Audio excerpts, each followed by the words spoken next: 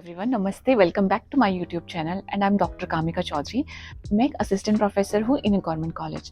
तो today in this video आज हम बात करेंगे टेक्निकल असिस्टेंट की पोस्ट के बारे में, जो कि आई है आपकी नेशनल एरोस्पेस लेबोरेटरीज में, which comes under the CSIR। अब CSIR के अंडर अगर कोई भी ऑर्गेनाइजेशन आती है, that means this is a central government की पोस्ट। तो अगर ये सेंट्रल गवर्नमेंट की पोस्ट है, so this is one of the good opportunity. Plus इसमें जो आपकी एजुकेशनल क्वालिफिकेशन होगी, तो उस एजुकेशनल क्वालिफिकेशन में आपके पास एक डिग्री का भी रिक्वायरमेंट हो सकता है, and if you have the diploma also in the engineering branches, तो वो केस में भी it is going to work. लेकिन कंडीशन क्या होगी कि आपको क्या होना चाहिए, आपके पास 2 साल का एक्सपीरियंस होना चाहिए।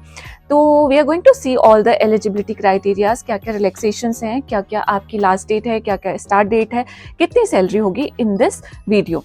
So let us just do not waste the time and start the video and understand what all is there in this particular advertisement and what all is required for this particular post. So let's just start.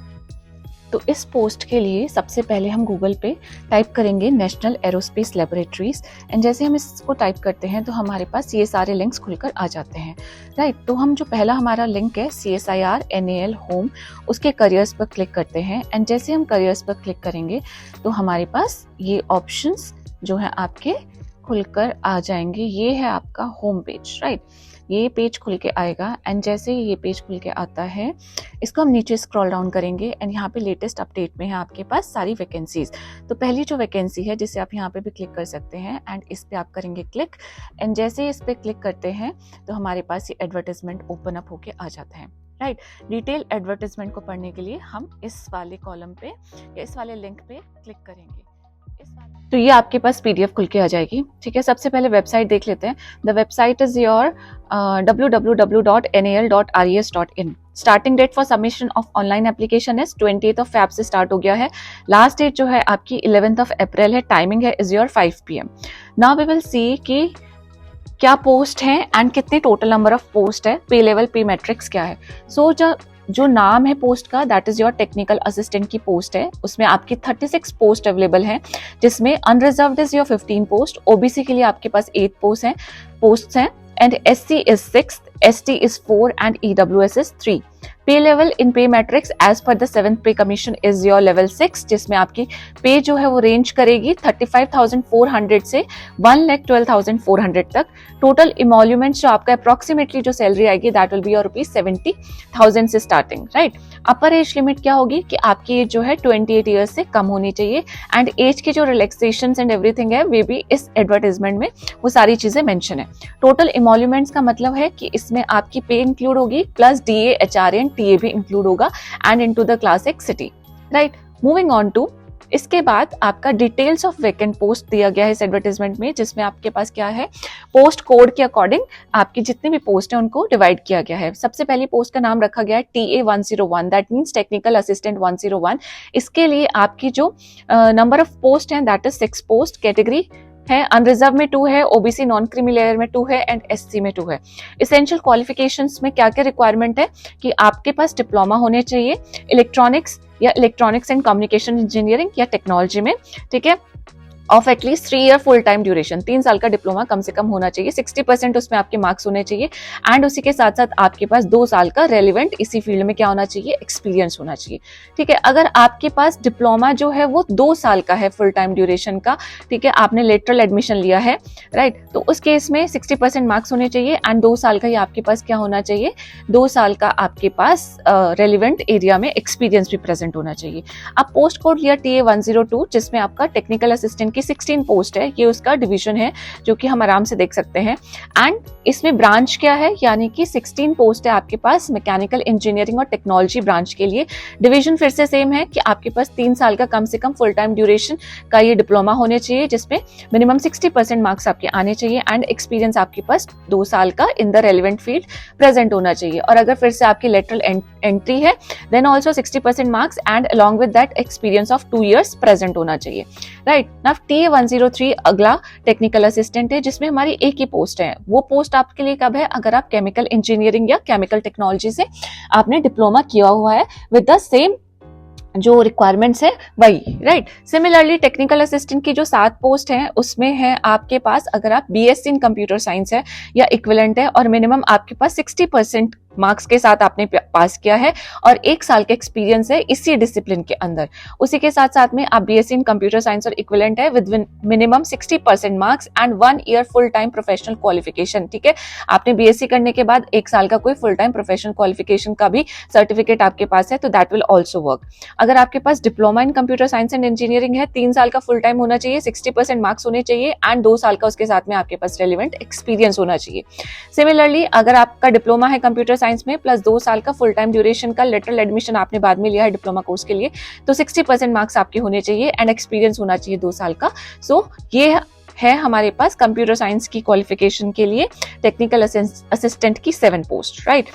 Chemical engineering के लिए 1 post है आपके पास, mechanical engineering के लिए 16 post है and electronics and communication engineering या technology के लिए हमारे पास 6 पोस्ट है। तो ये आपका पोस्ट का क्या है, यहाँ पे डिवीजन है अप टू दैट लेवल। उसके बाद हम TA 105 की बात करेंगे। अगर आपने बीएससी मल्टीमीडिया एंड एनिमेशन और इक्विवेलेंट किया है, ठीक है, उस केस में भी आपके पास क्या है, 1 पोस्ट प्रेजेंट है टेक्निकल असिस्टेंट की, दैट 2 फॉर द ओबीसी और द नॉन क्रीमी लेयर। उसी के साथ साथ में 2 पोस्ट आपके पास अवेलेबल है सिविल इंजीनियरिंग और टेक्नोलॉजी की, right. And then moving on to you have got electronics and electrical communication में 3 post are available, right. Then you have got 1 post into the, अगर आपने बीएससी फिजिक्स या equivalent के साथ पास किया है, then you have diploma in metallurgy और द मेटलर्जिकल इंजीनियरिंग और technology, then also you have 1 post, right. बाकी सारे 60% आपके पास मार्क्स होने चाहिए एंड 2 years का आपके पास रेलिवेंट एक्सपीरियंस होना चाहिए। सारे सब्जेक्ट के लिए सेम आपका रिक्वायरमेंट है, ठीक है, 2 years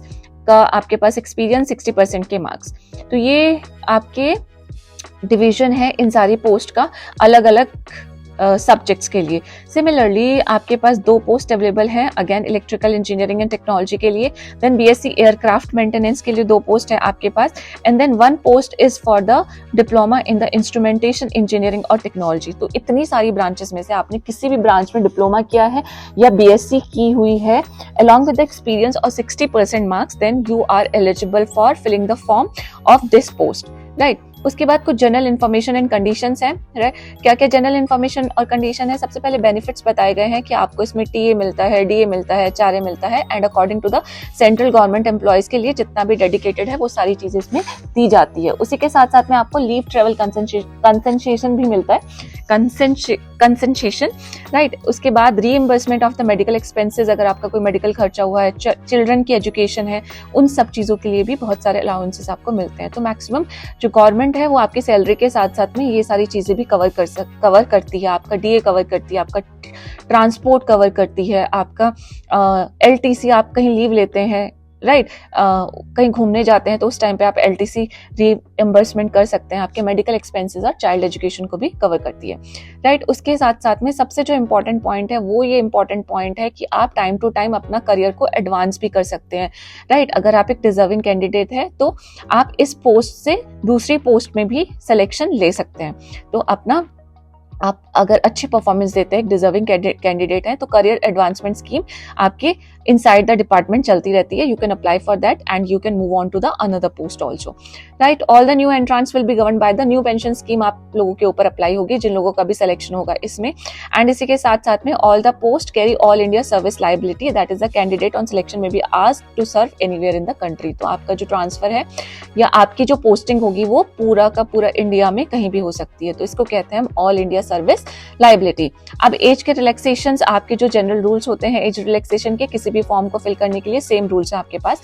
सबसे पहले आपकी एज जो है 18 ईयर्स कंप्लीट होनी चाहिए और 28 ईयर्स आपकी एंड डेट होनी चाहिए। इसके आगे आपकी एज नहीं होनी चाहिए, right. Upper age limit relax by 5 years in the case of SC, ST and OBC candidate. अगर आप SC, ST, OBC कैंडिडेट हैं तो 28 + 5 कर लीजिए, उतनी आपका रिलैक्सेशन आपको मिल जाएगा। उसी के साथ साथ में आप इन कैटेगरीज के अंदर भी नॉन क्रीमी लेयर्स में आते हैं, तो आपको इन पॉइंट्स में बताया गया है कि आपको जो है सर्टिफिकेट्स अपना अपलोड करना पड़ेगा अगर आप एज का रिलैक्सेशन चाहते हैं, राइट। मूविंग ऑन टू आपके पास widows, divorced women judicial separated from their husband, ठीक है, वो आर नॉट रीमैरिड, उन सब लोगों के लिए भी आपके पास क्या है एज का रिलैक्सेशन प्रेजेंट है। एंड PWD के लिए भी सारा का सारा एज का relaxation of up to 10 years is allowed, right. Then moving on to आपके पास इस जॉब में और क्या क्या चीजें होंगी। नेक्स्ट चीज जो है वो है आपके पास मोड ऑफ सिलेक्शन। तो सिलेक्शन कैसे होने वाला है? Selection is going to happen with the help of the written examination only. For this post there will be 3 papers होने वाले हैं, paper 1, paper 2 and paper 3। Paper 2 and paper 3 will be evaluated only for those अगर candidates जो कि paper 1 में minimum जो marks हैं वो लेके आते हैं, एंड फाइनल मेरिट लिस्ट जो बनाई जाएगी वो आपकी पेपर 2 एंड पेपर 3 के मार्क्स के अकॉर्डिंग ही बनाई जाएगी।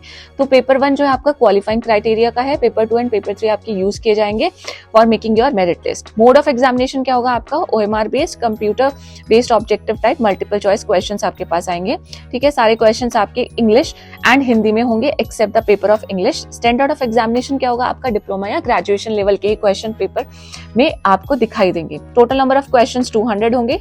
टाइम जो अलॉट होगा आपको 3 आवर्स का टाइम होगा। पार्ट 1 जो है आपका, जो पेपर क्वालिफाइंग क्राइटेरिया का होगा वो होगा आपका मेंटल एबिलिटी का टेस्ट, जिसमें आपके 50 क्वेश्चन आएंगे जो कि 100 मार्क्स के होंगे और इसमें कोई भी नेगेटिव मार्किंग आपकी नहीं होगी। अब मेंटल एबिलिटी में आप लोगों के पास क्या क्या आ सकता है? You can have the questions from general intelligence, quantitative aptitude, reasoning, problem solving and the situational judgement. तो ये सारे आपको टॉपिक्स की प्रैक्टिस करके जानी है। पार्ट 2 आपका क्या होगा? जनरल अवेयरनेस और इंग्लिश लैंग्वेज का पेपर होगा, जिसमें 25 क्वेश्चंस होंगे एंड 75 मार्क्स का आपका जनरल अवेयरनेस का पेपर होगा। इंग्लिश लैंग्वेज का पेपर भी 75 मार्क्स का होगा, क्योंकि 3 marks for each correct answer आपको दिए जाएंगे, एंड अगर आप गलत आंसर करते हैं तो 1 मार्क आपका डिडक्ट किया जाएगा हर एक क्वेश्चन के लिए ना। पेपर 3 आपका क्या होगा? सब्जेक्ट कंसर्न होगा। अगर आप कंप्यूटर साइंस के हैं तो आपका कंप्यूटर साइंस का पेपर आएगा। आप इलेक्ट्रॉनिक्स एंड कम्युनिकेशन के हैं तो इलेक्ट्रॉनिक्स एंड कम्युनिकेशन का आएगा। आप सिविल इंजीनियरिंग है तो मतलब आप जिस भी कंसर्न सब्जेक्ट से बिलोंग करते हैं उस सब्जेक्ट से आपके 100 क्वेश्चंस आपके आने वाले हैं, जो कि 300 मार्क्स के होंगे। Again 3 marks for every correct answer and 1 negative mark for every wrong answer. ठीक है, तो ये थे कुछ आपका इंपॉर्टेंट चीजें कि आपका पेपर कैसे आने वाला है। बाकी उसके बाद में आपको क्या करना होगा? फॉर्म फिल करना होगा, ऑनलाइन ही फॉर्म आपका प्रेजेंट होगा। एंड मूविंग ऑन टू, इसके बाद आप क्या करेंगे? पर्सन विद डिसेबिलिटीज के लिए सारे आपके जो भी चीजें हैं वो इसमें दिखाई गई है। डेडलाइंस बता दी गई है। स्टार्टिंग डेट 28 फरवरी है। Last date for online submission 11 अप्रैल है। ठीक है, procedure for online payment and application fees. सबसे पहले candidates are to log on to the state bank collect web page, जिसका ये लिंक है, राइट। ये सारे डिटेल्स आपको डालने हैं and then you will be able to pay your fees, जो कि आपकी कितनी होगी? ₹500 होगी। एंड अगर आप SC, ST, PWBD वुमेन या एक्स सर्विसमैन हैं तो आपकी कोई भी फीस इसमें नहीं होने वाली है, राइट। देन चेकलिस्ट है एक, जिसमें आपको बताया गया है कि कैंडिडेट को कौन कौन से डॉक्यूमेंट्स अपलोड करने पड़ेंगे फॉर्म फिल करते टाइम। PDF फाइल में होने चाहिए, साइज 5 MB से लेस होना चाहिए। सबसे पहले printed copy of SBI collect. आप जब फीस पे करके आएंगे तो इस SBI कलेक्ट की ई रिसिप्ट या ट्रांजैक्शन रेफरेंस नंबर का आपके पास प्रिंटेड कॉपी होना चाहिए। रीसेंट पासपोर्ट साइज फोटोग्राफ होना चाहिए। सिग्नेचर होना चाहिए आपके पास। उसके बाद 10th 12th की मार्कशीट और सर्टिफिकेट्स प्रेजेंट होने चाहिए। BSc की सर्टिफिकेट, BSc की मार्कशीट एंड उसी के साथ में अगर आपने डिप्लोमा किया है तो हर सेमेस्टर का सर्टिफिकेट और मार्कशीट भी आपके पास प्रेजेंट होनी चाहिए। देन एप्लीकेशन फीस में क्या है? नॉन रिफंडेबल है। 500 रुपए की फीस है हर एक पोस्ट के लिए। जितनी पोस्ट के लिए अगर आप अलग अलग करेंगे तो अलग अलग आपको 500 रुपीज की फीस पे करनी पड़ेगी। मतलब आप 2 पोस्ट के लिए अप्लाई करते हैं, 2 अलग पोस्ट के लिए, तो आपको अलग 500 की पे करनी पड़ेगी। अगर आप SC, ST, PWD हैं तो नो फीस आपको पे करेंगे, मींस आपको कोई फीस इस केस में नहीं पे करनी है। बाकी आपके जो भी सर्टिफिकेट्स हैं नीचे एनेक्चर में, वो सारे सर्टिफिकेट्स का आपको फॉर्मेट दिया गया है कि आपको इस फॉर्मेट में आपके पास अगर कोई भी रिलैक्सेशन चाहिए तो इस सारे फॉर्मेट में आपके पास क्या होना चाहिए? सर्टिफिकेट प्रेजेंट होना चाहिए, या आपको बनवा के अपना रीसेंट सर्टिफिकेट अपलोड करना होगा। Then only you will be given the relaxation. So ये आपकी पोस्ट है, राइट, जिसका है आपके पास टेक्निकल असिस्टेंट की पोस्ट है। अच्छी अपॉर्चुनिटी है मेरे ख्याल से। एंड सबसे अच्छी बात होती है कि अगर आप सेंट्रल गवर्नमेंट की किसी भी पोस्ट में आपका रिक्रूटमेंट होता है, ठीक है, तो उस केस में आपके पास बहुत अच्छी अपॉर्चुनिटी होती है कि आप आगे अच्छे से एक डेडिकेटेड एंड मोटिवेटेड एम्प्लॉय की तरह अगर काम करेंगे तो you will have the another chances, जिससे आप क्या कर सकते हैं? दूसरी या हायर पोस्ट में भी आप अपना सिलेक्शन करवा सकते हैं, right. So do not waste your time and do not wait for the last moment. आप इस पोस्ट के लिए अप्लाई कर सकते हैं। एंड इस एडवर्टाइजमेंट से रिलेटेड अगर आपको कोई क्वेश्चन है, कोई क्वेरी है, या इस वीडियो से रिलेटेड कोई भी क्वेरी है, तो you can just comment me down. And for further such kind of the update आप क्या कर सकते हैं? मेरे चैनल को सब्सक्राइब कर सकते हैं। And along with that you can like, share and just forward it to your friends. अगर आप लोगों के लिए ये नहीं एलिजिबल है ये वाली पोस्ट, आप शेयर भी कर सकते हैं अपने फ्रेंड्स को, रिलेटिव्स को, कजन्स को, जो भी इन सब चीज़ों की तैयारी करना चाहता है या तैयारी कर रहा है। Okay, thank you, bye bye, I will meet you again, bye bye.